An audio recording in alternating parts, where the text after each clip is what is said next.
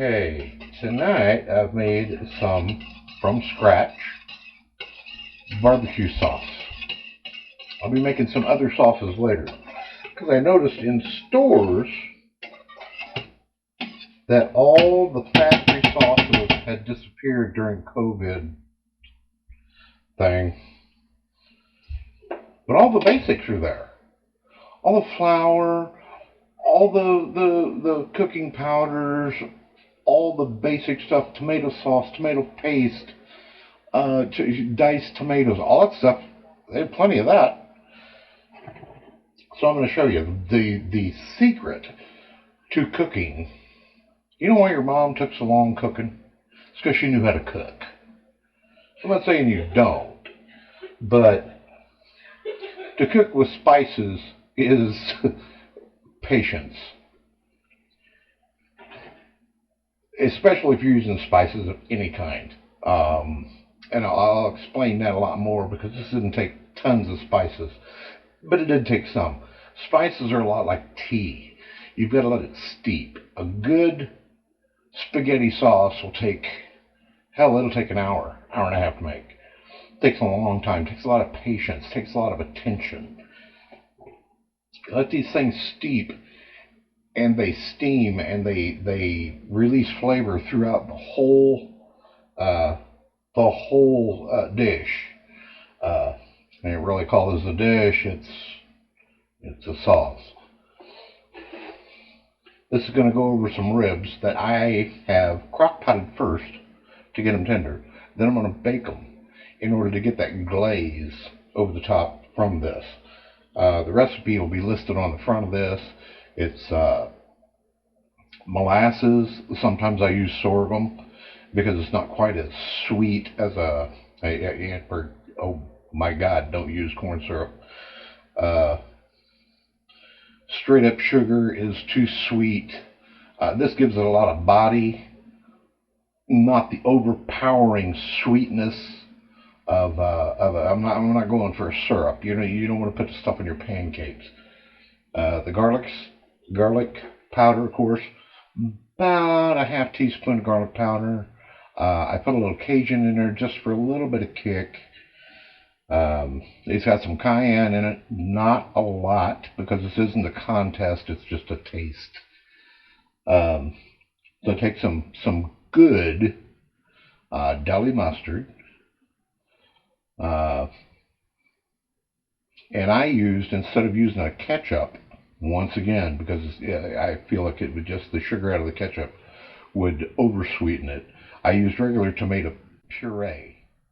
The paste would make it too thick. The sauce would just water it down. So puree was just perfect.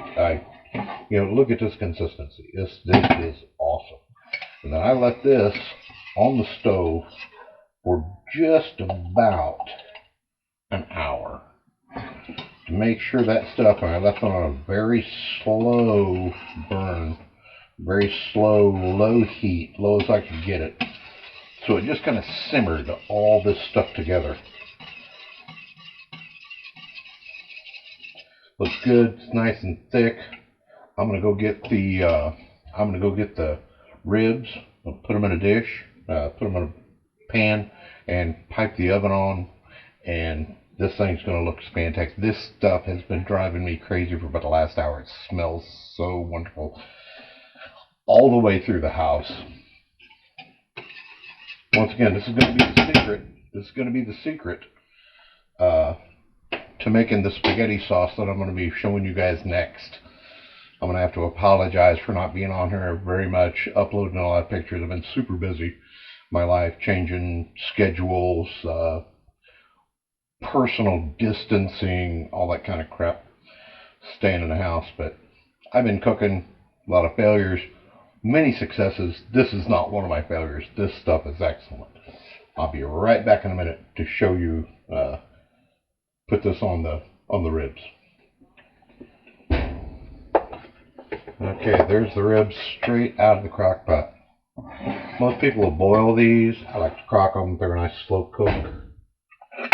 And I'm not going to do anything fancy with this. Not doing anything fancy. Look at the bottom of that. Look.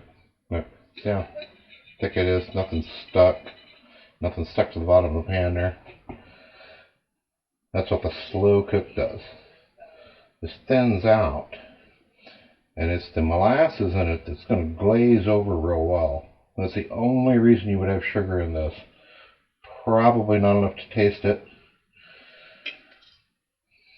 It does have some spice to it, but it's not a contest. Trust me, I'm not a big contest eater person. I get to get these things all over them. These aren't quite as done as I would like them, which is okay, and I'm not saving this stuff, so I don't have anything to keep it in actually. It's okay that they didn't get quite done enough, because they're still going to breathe when I put them in the oven, which means they're going to soak up this barbecue sauce, and it's going to get all through that meat. All through that meat. So I'm going to pipe these things in here in the oven at about 350.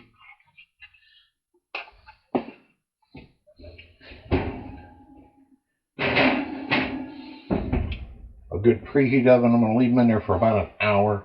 I'll be back and I'll pull those things out to show you how good they look. And I wish I had scratch and sniff TV, because this stuff smells amazing. I'll be back in just a little while. Okay, been an hour. Let's see what we got.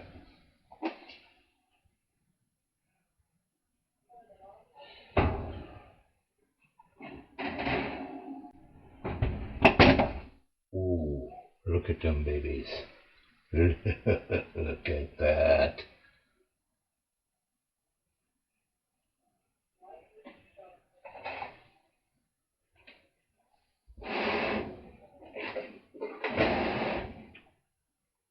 So the slicey is open with.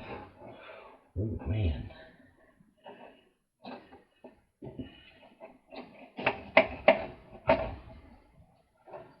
Waiting down here. There we go. Oh yeah. Moist, look at that. Look at that. Moist, soft, tender.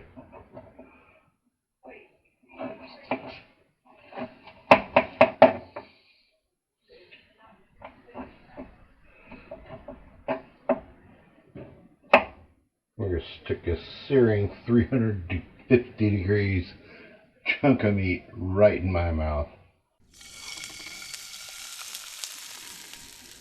And I'm not even a real big fan of barbecue. This stuff's really good. Yeah. Stuff is amazing. You guys let your mouth water.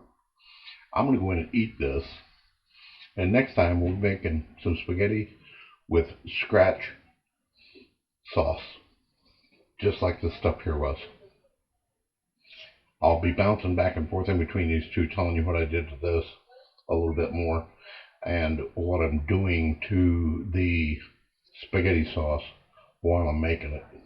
All has to do with the spices and how long you let the stuff cook and steep. Because once you start baking it, it's done. It's not going to steep anymore. It's already interacted. All it's going to interact with the spices. And I can't stress enough on how you have to let the spices steep throughout whatever sauce you're making. You can't just throw it in there and expect it to taste good. You know, a bunch of tomato sauce and some oregano, and it's going to taste just like ragu. It's not going to happen. You've got to let that stuff steep. It's got to steam. It's got to simmer. And like I said, good spaghetti sauce would take about an hour to make. But man, it is worth every minute you spend over the top of that stove. Just like Mom used to make. So, anyway, I'm going to grab me a plate, big old fork, and I'm going to start chewing on me some ribs. So, see ya next time.